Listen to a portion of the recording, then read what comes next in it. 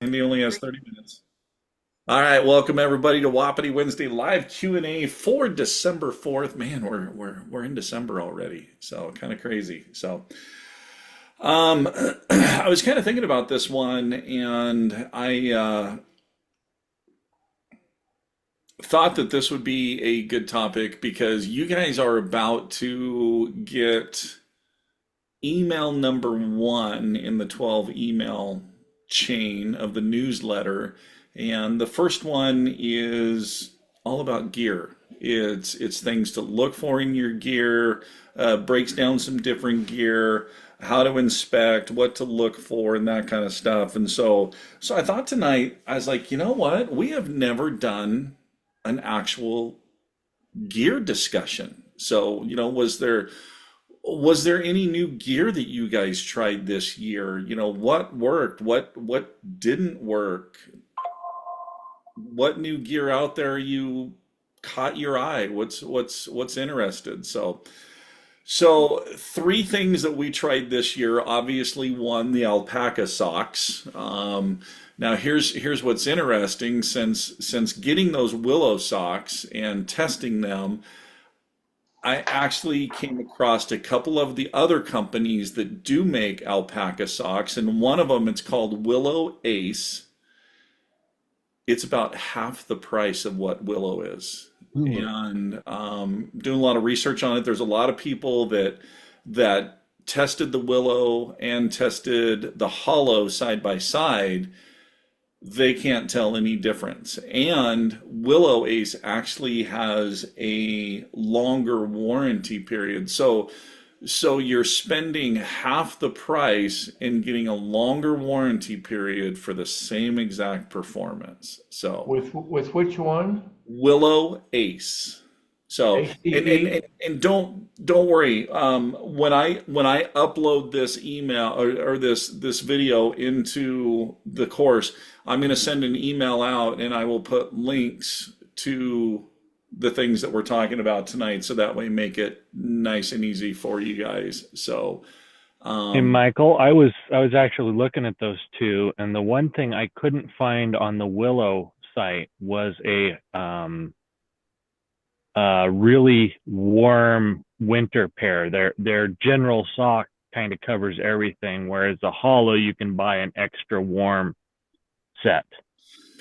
yeah, and honestly, the thing that I noticed was I wore the regular weight willow ones on Knox's Hunt, and it was 14 degrees in the morning and in an uninsulated boot, and my feet did not get cold. So I guess it just kind of depends on if you run hot.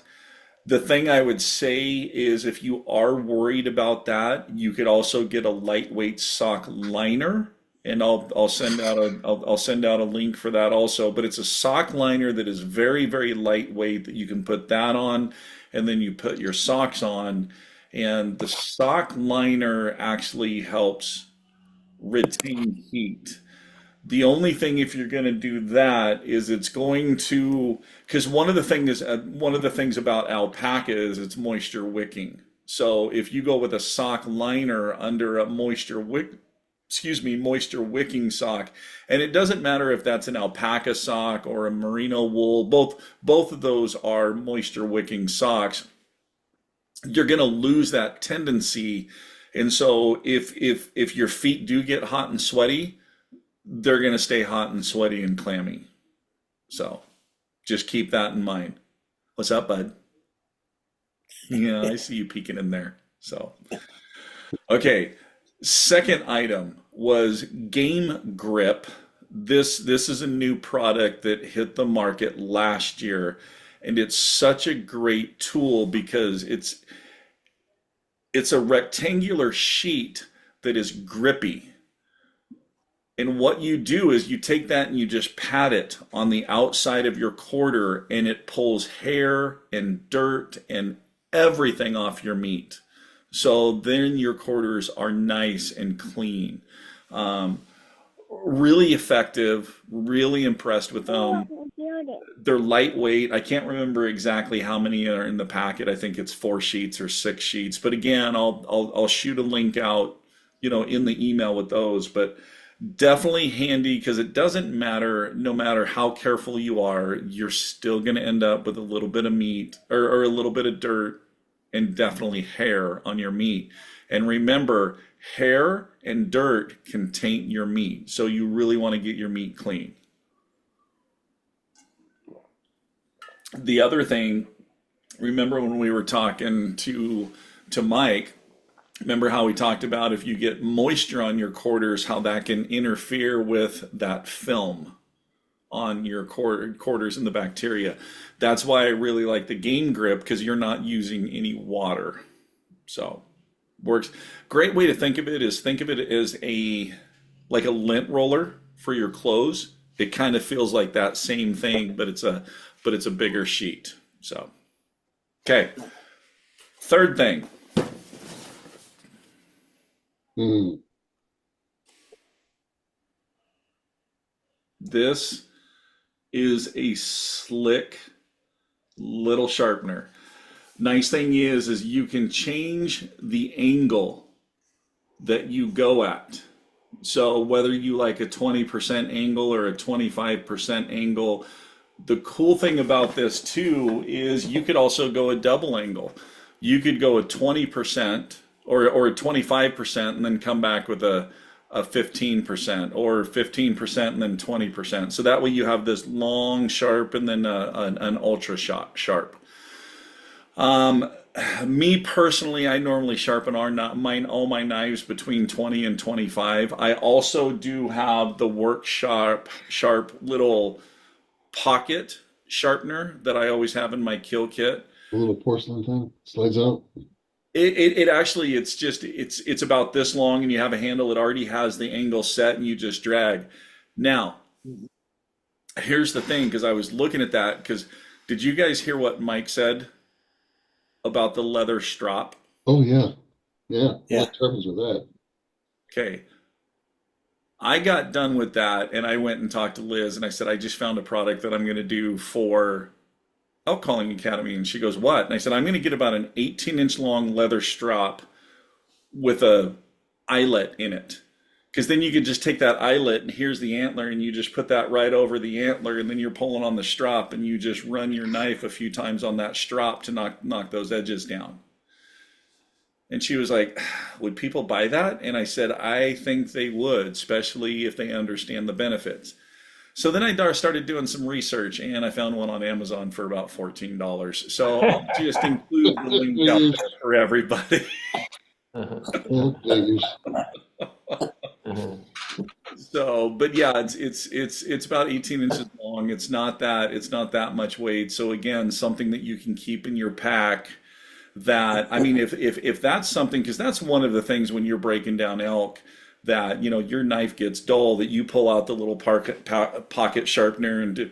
But man, if you could just grab that leather strap and run over a few times and then right back to cutting, if that helps, man, just use the leather strap, use the one knife. Then when you get back to camp, you pull out your handy dandy work sharp knife sharpener and you sharpen your knife right there in camp and you're ready to go again.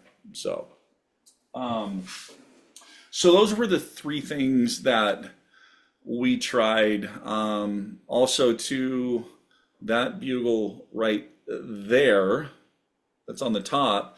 That's the bomb from Born and Raised. Brandon tested that one. In fact, he ended up using that tube all season long. He seemed to really like it. I stayed with my tried and true antagonizer from Mile High Note Game Calls. I don't know. I just like the way that tube sounds. So that's what we tried.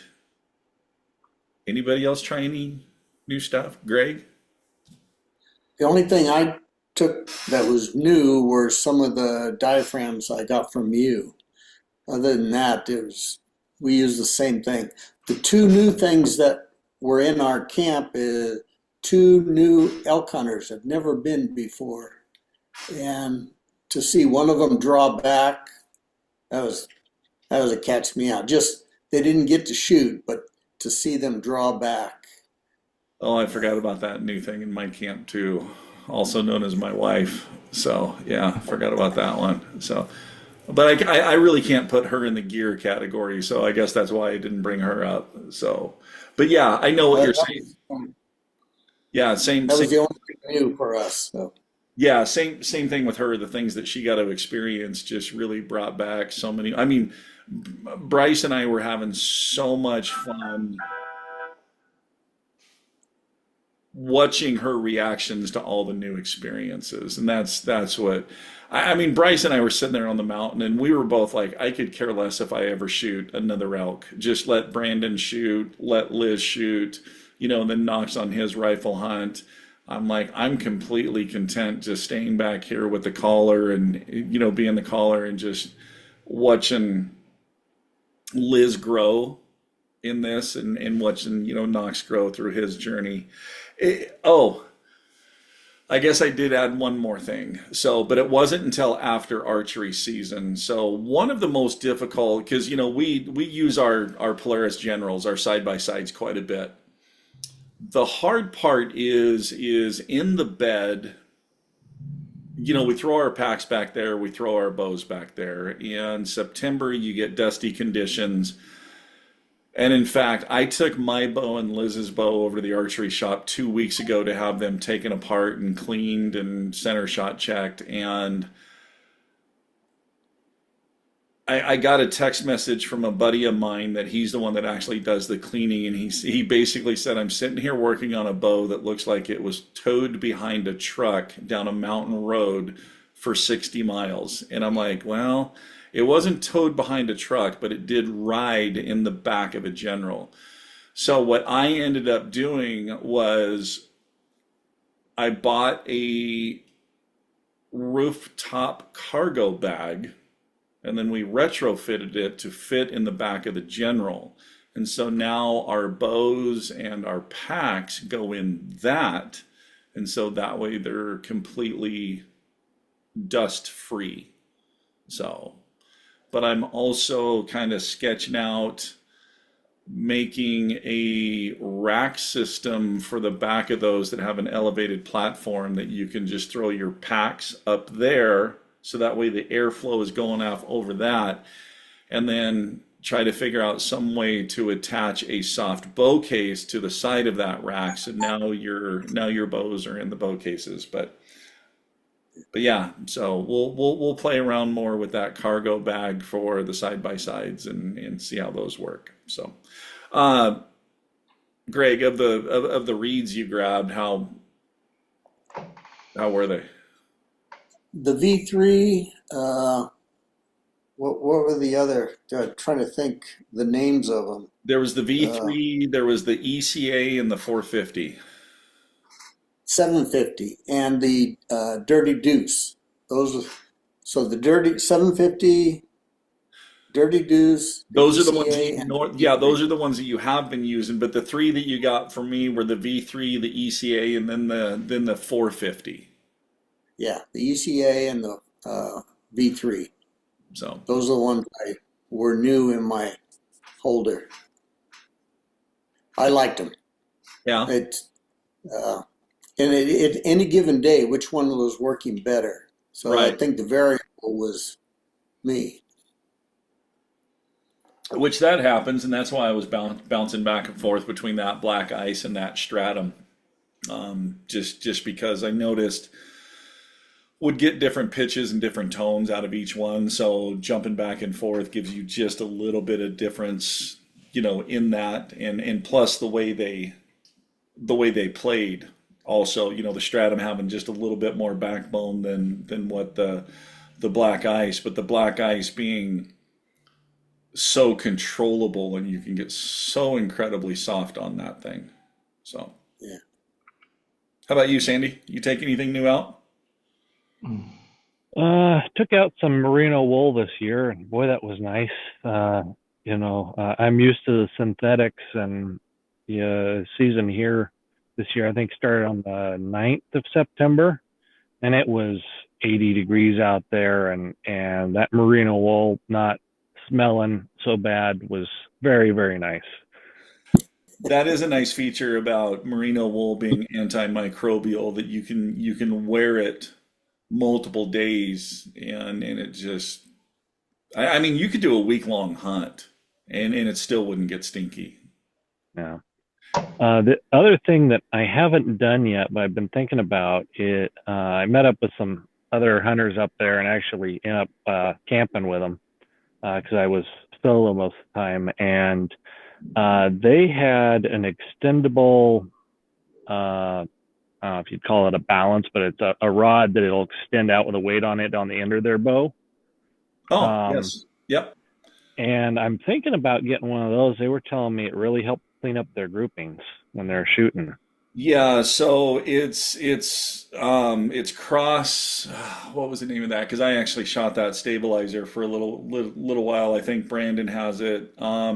You can go from 18 inches out to 36 inches. Yeah. So basically a longer stabilizer slows your pin movement down. So a shorter stable. So whenever anybody holds a pin on target, one of two things happen. They either have a circle or they naturally do a figure eight.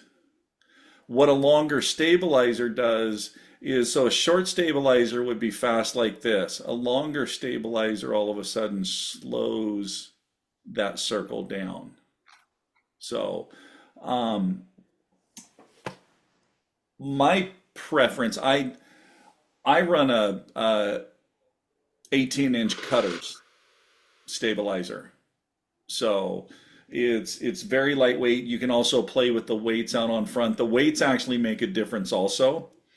So yeah, the nice thing about that adjustable one is if you're in tight brush, you can suck it up tight, but if you're in more open shots, you can extend that out and have that room. Yeah.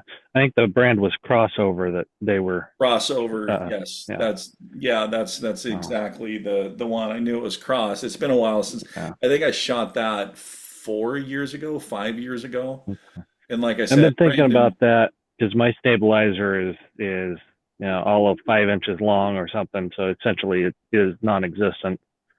And they highly recommended it. I was hoping they'd go on a Black Friday sale, but there was zero discounts. oh shoot, and I don't have my bow here, but that was another thing that we tested this year was a new stabilizer from Beast. It actually has a V on the end of it.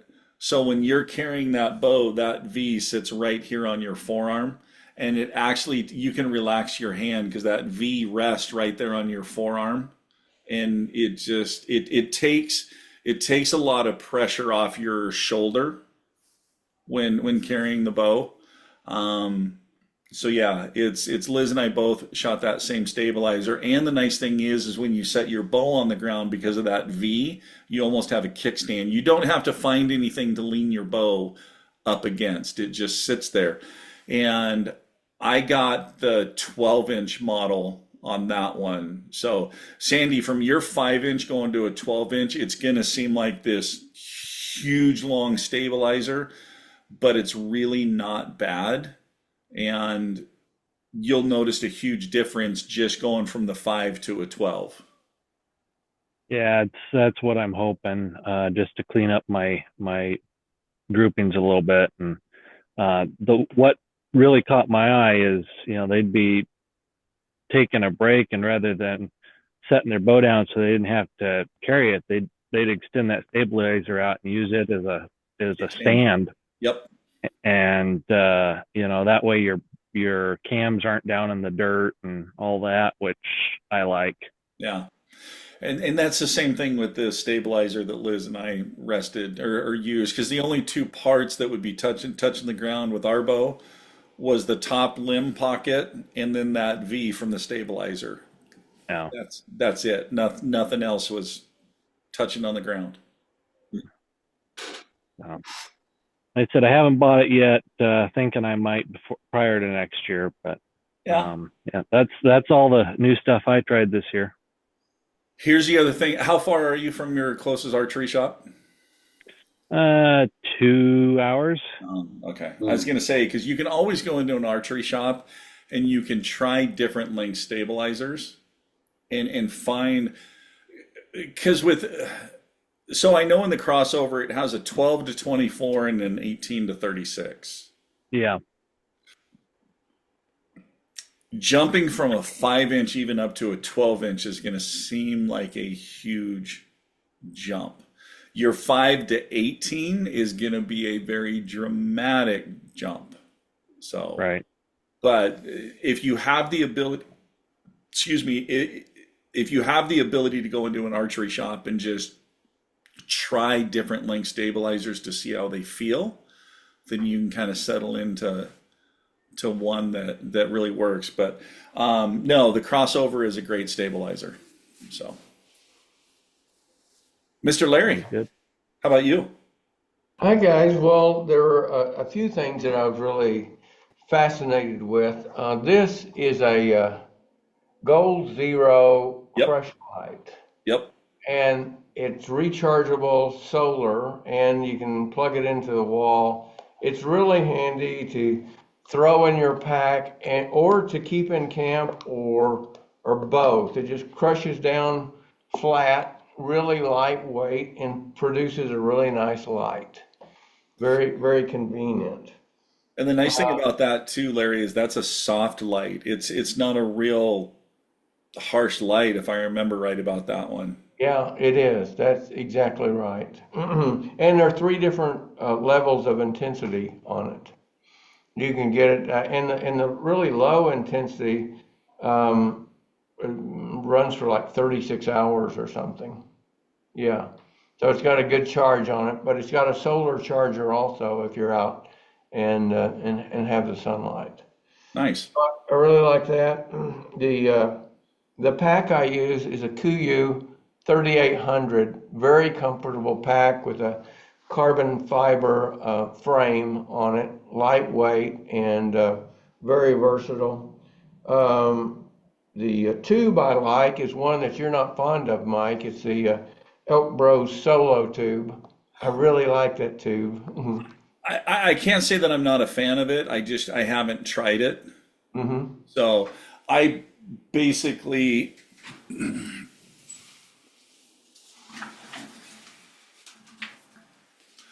I basically have the same thing, Larry, and I've had it for years. Oh yeah. Hmm. Just Hmm. the only difference with mine is I can snap in the Primos mouthpiece, or I can snap that off and use a diaphragm reed.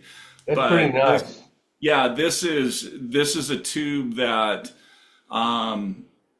Bugling Bull Game Calls made years ago. So Hmm. Hmm. it's called the Monarch. It's not even available anymore. They're really, really hard to find. I happened to just find that one at a yard sale. Wow. Awesome. Awesome. The reads that I've really enjoyed are Wapiti River, Wapiti River. Yep. Wapiti River. I love that. And probably the most convenient thing I've found in my hunt at all altogether, and they're available on Elk Bros website, is the bow hitch. Are you familiar with a bow hitch? Yeah. Actually,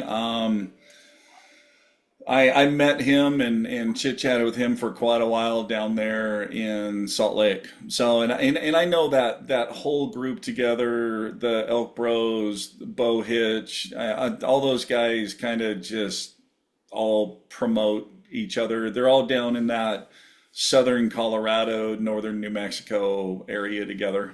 Hmm. And the bow hitch enables me to hitch my bow to my belt and not have to carry it in my hand. And it really, covering a lot of miles, it makes a big difference. There was another product out years ago that had a little ball that you put on the back of your cable slide, and then you had a kind of a little cup that went on your pack belt, and then you just put that ball right in there, and same thing. So the concept's been around for years. There's another company called Bow Spider that makes one, and yeah, it's just it's all designed to be completely hands free. You know, I know their slogan is carrying your bow sucks. So Bow spider. Interesting. I'll have to look at that. Bow Spider's a little bit different because it's an outer shell, and then there's a star on the inside, and you have a part, and you actually just reach back up and you just clip that part. The part rides high up on your pack, and it just clips right there on the back of your pack, and then you just reach back and grab it and pull it straight up, and Mm-hmm. so. Mm-hmm. Okay. And that's about all the really super things that I have to talk about. So the Kuiu pack, I did test their frame with loaded with 90 pounds when I was at Hunt Expo last year. Cool. You know, it to me it felt exactly the same as initial ascent. It distributes the weight on the top of your hips and off the top of your shoulders, so it definitely does. It puts the weight where it needs to be, but it also hugs it close enough to your body that you don't feel like you're falling backwards. Yeah, it was. I was impressed with the frame. I also like the fact that they have the modular bag system. So depending on your hunt, you can go with the 3,800 or even down to a 2,000. So Mm-hmm. neat system. Um, oh yeah, speaking of Elk Bros, I did notice where they were broadcasting your picture and giving all kudos to the Elk Bros crew for your success. So I haven't seen that. I was like, Larry tunes in every 2 weeks, but that's all right. If you guys want to broadcast it out there that Well, so. Joe's seen me on this program. He said, "Larry, I'm glad you're doing that."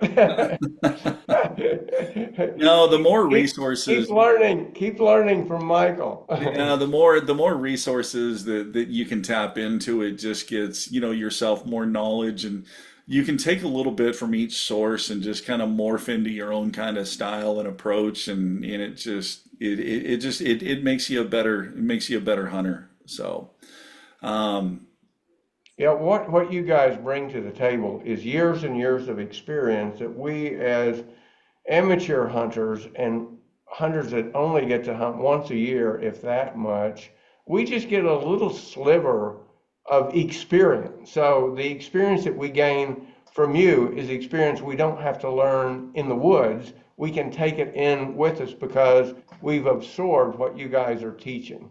And that's really of great value. but also with these live discussions like this, it's learning from everybody's experiences, and it just what's kind of funny is you may find yourself next season out in a situation and go, God, I remember Greg talked about that those guys ran into that last year or something, and man, Hmm. they experienced that same thing. So learning as a collective group just makes everybody stronger. So, Exactly. um, I'm gonna try something different this if I get a tag this year. what's Remember that? I told you a few weeks ago that I was making a longbow? Yeah, yeah. Did you play with it and you got it? Got Nice. it. It's all done. Because I know you got the one done and you went to string it and I it went to, yeah, it snapped. was snapped in Yeah, two, and then got an arrow rest right there. Got an arrow rest in it. perfect. You see that? You see that? Yeah. And the Did you, second did one you, spidered on me. The limb spidered, but this one I was scared to death to put the limb on it, the string on it. But it's crazy because when I measured from here to the string, one was 6 3/4, and the other one was 7 and almost 5/16. So tilling the one that wasn't flexing as much brought them both even. It was I learned so much making this. It's stupid. Yeah. It And was. you've shot it and everything's I working. haven't shot it yet. I've got a problem with my elbow. I have tendonitis in my elbow, and I don't have a finger tab. It's on Okay. the Christmas list. So, okay, let me ask you this. Are you going to shoot with a finger tab or are you going to shoot with a thumb tab? I want to shoot with a finger tab. Have you seen the thumb tabs? No, I haven't.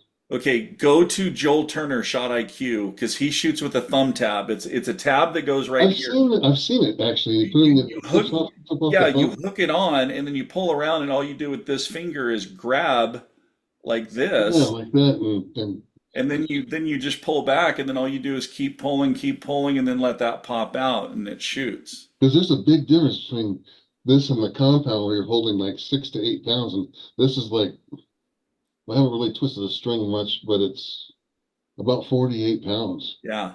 So I mean, not holding it a whole long time. I think the thumb tab comes from Mongolia or China. Yeah, I saw a video on Reels or something. The guy was shooting that.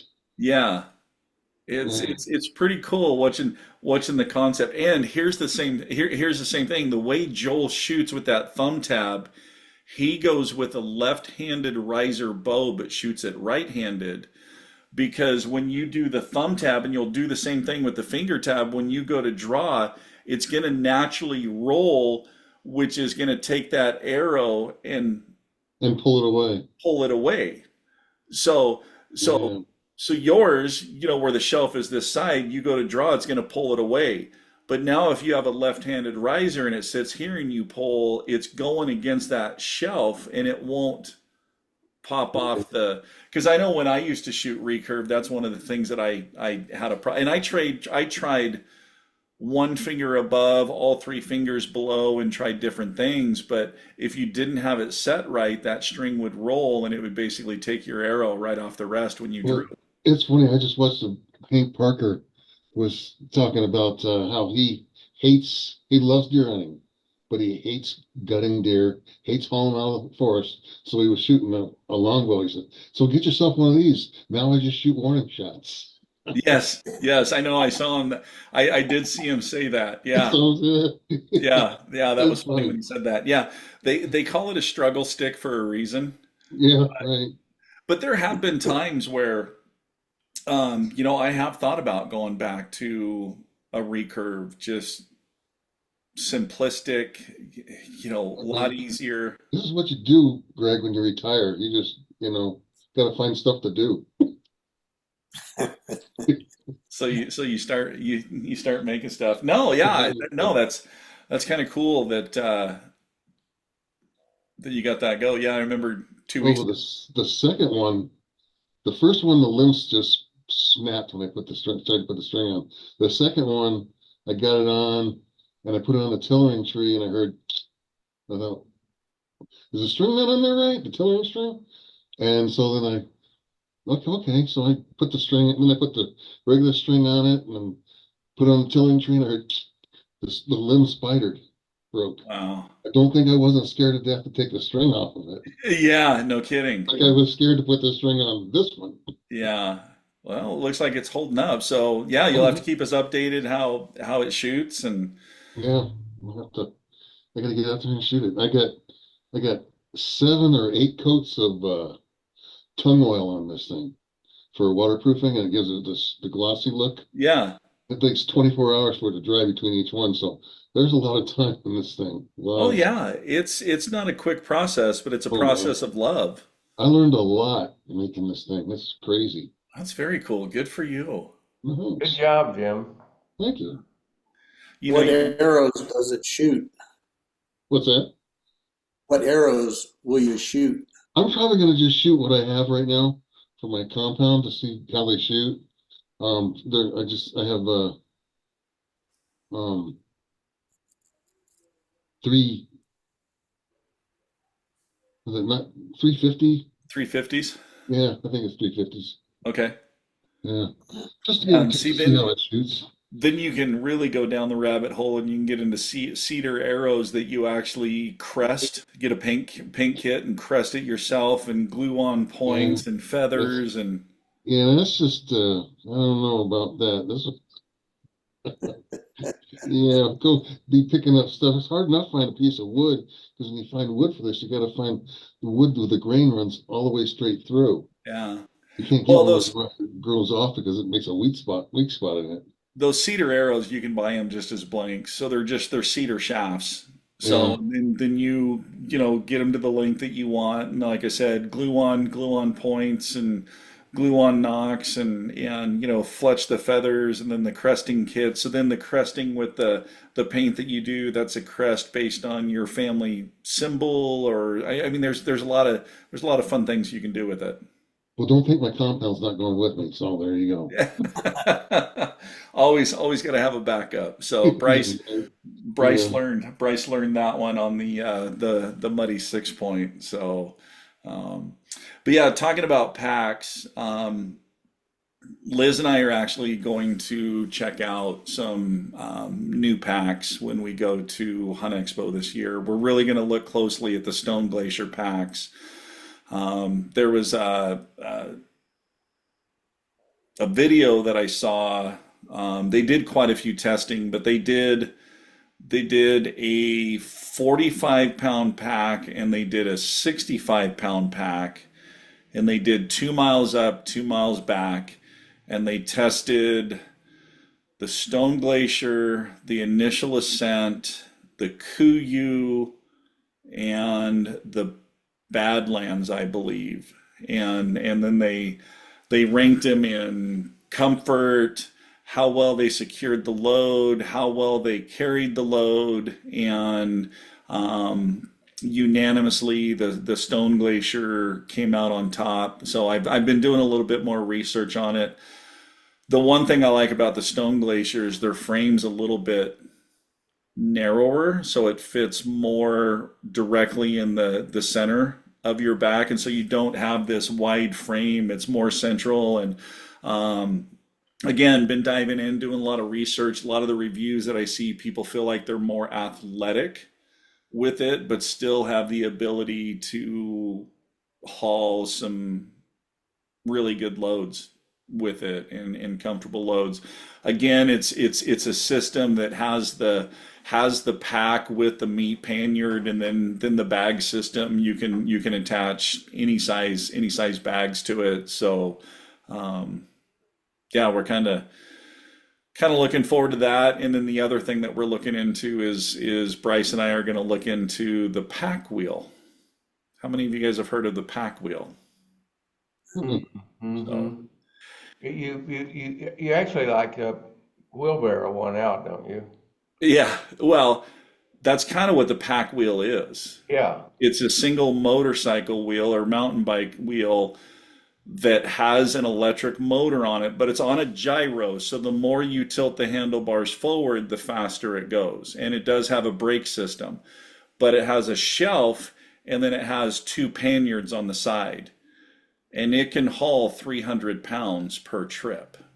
Wow. So, so what Bryce and I were thinking was, oh, we'll just have that and we'll have it at the general. We'll put a bull on the ground. We'll come out with the front quarters, and then we go back in with the pack wheel, throw both hind quarters on, and then with that shelf, you can put the head right there, and then just come out. And then, well, really, first trip out, we would bring the two front quarters and the loose meat, and then we just go back in with the pack wheel for the two hind quarters and the head.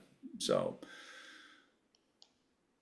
we're hoping that that thing pulls us up the hill so we don't have to walk up the hill. So Don't have any logs you Yeah. have to go over, do you? actually do some research on the pack wheel. It'll go over? You'll find a video on YouTube where they have it fully loaded with an elk and they're going over deadfall.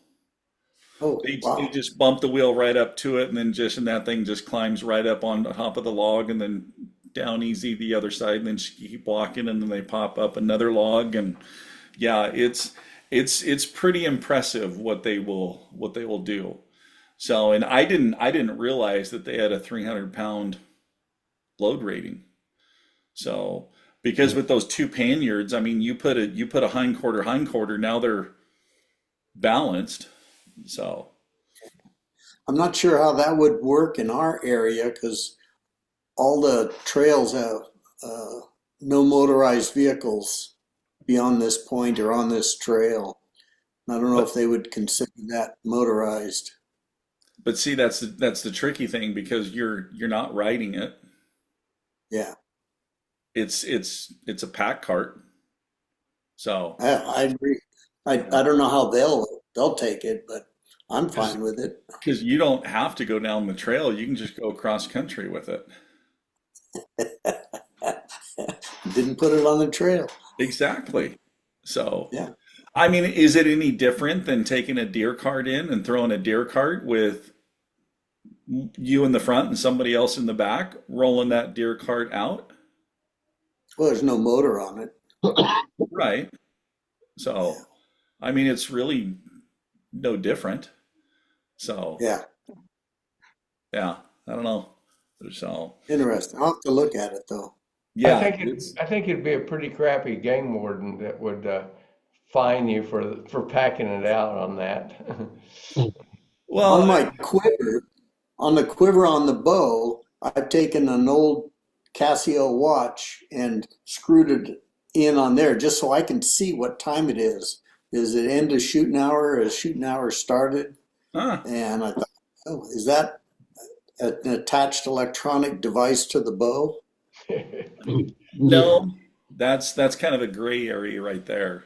Yeah. So, but I don't know. They're talking about all that right now. So there's a committee that's talking about those things. But um, yeah, and even though lighted knocks are legal here, I haven't switched over to lighted knocks yet. So I may this year. I don't know. I like the idea of lighted knocks because I really like being able to watch the flight of the arrow and the path and definitely where that arrow ends up after the shot. You can't miss it. No, nope, they're definitely easy to find. I mean, normally I always do a wrap on my arrows, and most of the time the wrap that I do is light reflective. So that way, if it's after dark, I can shine the flashlight and find it that way. So there's different things that you can do on that. So I think that's it for gear. Good So meeting, guys. Thanks, Mike. yeah, I appreciate you guys tuning in. Like I said, I'll when I get this uploaded into the course, I'll shoot an email out to everybody with the links of the different products that talked about. You guys got the links for the knives that Mike talked about, right? I sent that email out. I didn't get it. Yes. Greg got it. Did you get it, Rick? Um, Did you get it, Larry? the email for Mike, Edge. No, I sent the email out with the knives that he was talking about. Oh yeah, Victor Knox. Yeah, I Yeah. got that. Yeah, I Okay. Thanks. must have it, but I just didn't notice it. Okay. I've been watching his videos. He does a good job. He does. He does. I watched the video and then quartered a deer, a 12-point buck, Saturday night. Yeah. Yeah, it was pretty cool. What's It was what's his what's it was what's his it was what's his gutless. yeah, watched his video how to break it down and then you did that? Yeah, yeah. I just put it in my memory bank and did it. Yeah. Kind of watching the videos, I wanted to have an elk hind quarter right there in front of me to work with. Yeah.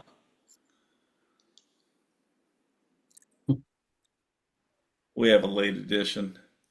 Sorry, I'm driving. Oh, that's all right. Well, everybody else has already talked about, so we were just talking about gear. If there was any new gear we took out in the field this year and if it worked well, if it didn't work well. So your timing's perfect because everybody else has talked. So Jay, did you guys test any new gear out in the field this year? No, I just stuck with the what I've been using, the Carlton calls and uh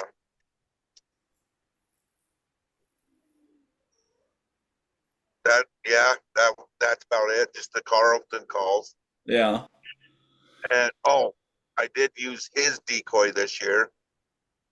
The butt head, Yeah, the three-dimensional face, it actually works pretty. yeah.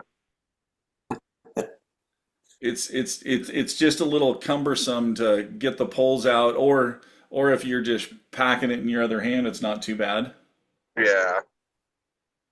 It's nice though because you can set it up where that 3D face is like peeking around a tree where the body's blocked and just kind of give a different element there. Yeah, I think I only went out twice, 2 days for my elk hunt this year because of work. Yeah. This new position is, I don't think it's out for me, cracked out for me. It's taken my hunting time, Yeah. Well, but that I went out 2 days, and the first day we got into them, but no close shots. And then the second day we got into them, and if it wasn't for that decoy, I don't think Austin would have got a shot. He got a shot off at a good 6x7 bull that we have on trail camera, and I thought it was a good hit, but I mean, we never found it. uh, what did you figure? What did you end up figuring the hit was? Well, when I was about 60 yards from Austin, but I seen the bull coming in down from me, kinda. I mean, I could see him going through the trees, and then he came, started coming in, and he just went silent. And then I let out a soft cow call, and I seen him poke his head around a tree that he was coming up. And if it wasn't for that decoy, I don't think he would have kept coming. But he was about, Austin said he shot it for 32 yards, and it was quartering hard to him. And I know he got lung because we found his arrow, we found instant blood, there was bubbles, but that we should have backed out. I think we should have backed out, but we start tracking him. We gave it an hour, and then start tracking him, and we found where he bedded, and I think we got him up out of his bed, and he Mm. took off. So as soon as we found where he's bedded, we backed out, went up the next morning, and there was about 6 of us looking, and it was good blood. I mean, really good blood but he went a good 600-700 yards, and then it just started pittering out. Mm. Hmm. Well, Yeah, good. he was sick. He punched his tag and said he was done for the season. So, and I had to get back the next day back to work. So that was my season. Did he go back up in the area and listen for crows or anything like Yeah, yeah. He went up the following weekend, and my buddy went up with him because we still had elk camp up there. Uh, and they stayed for the weekend and hunted and looked when they were hunting, looked for crows and stuff, and could never find any. So I don't know. Hopefully that bull will make it, but who knows? that? Yeah. They're pretty tough. You never know. He may have just got into some dark hole and just laid down and didn't move much, and Yeah. it's fine. And we why we was looking for Austin's bull, we came across a dead bull, and it was a bull. I mean, and the arrow was probably, I don't know, 40 yards from the dead bull that we found. Somebody already cut its horns off, took the ivories out, and just left the rest of it. Oh wow. Yeah. So then I put up a trail camera right on the bull, one of those Tacticams, Yeah. and it was probably 3 days later, there was a grizzly that claimed it. And the pictures I got from that grizzly destroying that carcass is impressive, pretty Yeah. impressive. Mm-hmm. Yeah, I've thought about that before, putting a camera on a carcass after we've broken down a bull just to see what all comes in, and and really how kind of curious to see too how long it takes critters to clean that up Yeah. and drag it off, and so I remember we had one down and we, we cleaned it, left the carcass, what's left of the carcass in the afternoon. Next afternoon, there wasn't anything left. It's gone. wow. Oh, Yeah. So probably coyotes or something got on it and just Bears. picked in bears, yeah, Yeah. picked it clean. Yep. well, last year my buddy killed a 5 point where we hunt. There's four of us that hunt this area and we know it really well. But he killed a 5 point last year, and we boned it out and everything. And then he put a trail camera on it, and 3 days later, not a grizz but a black bear took over. The, pushed the coyotes and foxes, and we got pictures of it, an eagle on the carcass. But Mm. he, the black bear, it's big bear, big black bear. But my buddy put a stand up close to it too, and shot that black bear 5 days later. Ah, Mm. yeah, that's the thing that I've thought about. I've gone back and ground sat on a carcass, but just it was a day or two after, just not enough time for it to really stink and pop and really attract. Yeah. They find it pretty quick, so Oh yeah. but yeah, so We set you, oh, go ahead, We Greg. set up a couple of mid-Septembers in a spot and sat back and just to see what anything would come through or come by. And we picked up a hunter way out there. And so binoculars, we spent the next 20, 25 minutes watching him sneak up till he got to about 40 yards. And then he glassed and you could just see him. He had Well, been that's all right though. That's mountainside entertainment there. So, Yeah. fun.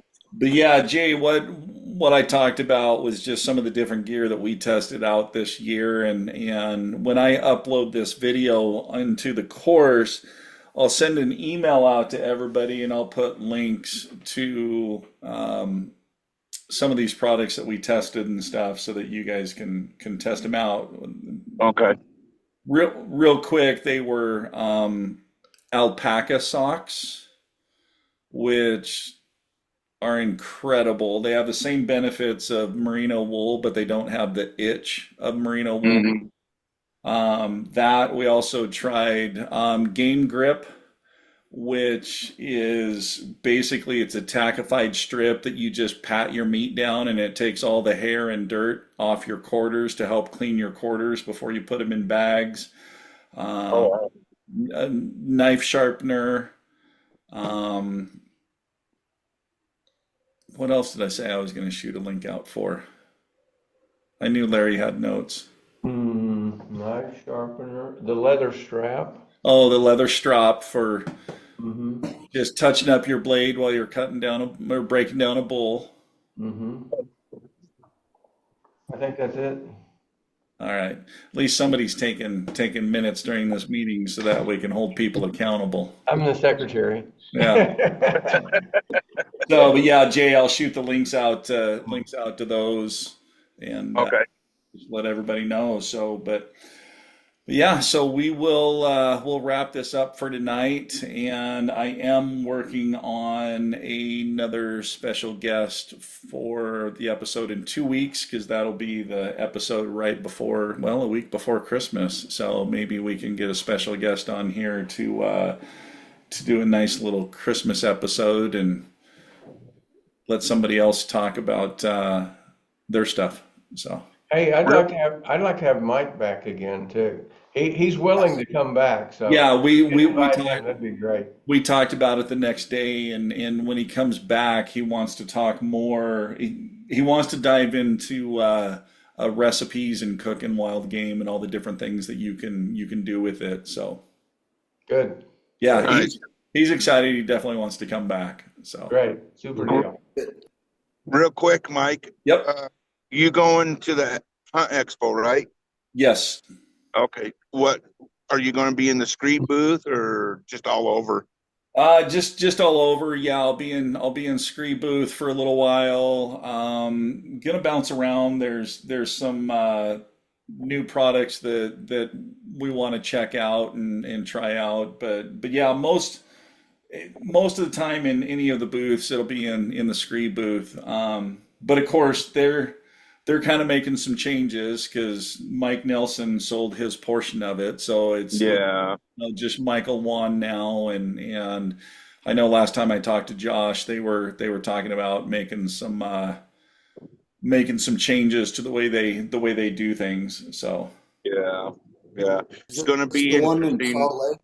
yeah, yeah, Greg, the Hunt Expo, it's in February. Yeah. Okay. It'll be interesting what they do now. We'll see. Yeah, it's still going to be same quality of clothing and all that kind of stuff. I think the big change that they're talking about is getting into stores. So, Yeah. they've been consumer direct since the start, but now they're going to kind of start going the avenue of getting it in retail locations. Yeah. Well, that should be good for them though. Yeah, just growing. So, Yeah. I'm impressed with their stuff. oh, I've enjoyed it from Yeah. day one. It's been great gear. Liz isn't too excited about it, and that's only because the women's line was not really designed by a woman, so the cut and Yeah. fit is a little bit different. In fact, she she kind of gave Mike and Josh an earful when we were in Salt Lake last year, and basically gave them a long laundry list of things they needed to switch on improve on the women's line. So, but she Yeah. yeah she field tested it and gave them a bunch of feedback. So. Oh, good. Good. Well, Yeah. then I'll shoot you a text when it gets closer and maybe we can meet up. Yeah, we'll be driving down Thursday and then I'll be at the show all day Friday, Saturday, and then Sunday we're just gonna come on home. Okay. I'll be there Friday and Saturday too. So Okay. And then in March I'll be in Reno for the Reno Sportsman Show, and those guys crack me up. Hey, do you want to come down and do a seminar? Yeah, I'd love to come down and do a seminar. are Now they you have doing are they, you doing one at the Utah show? no, not doing one at the Utah show, but the Reno show, it's funny. Now they have me doing a seminar Friday afternoon, Saturday afternoon, and Sunday afternoon. I was like, what happened to just a seminar?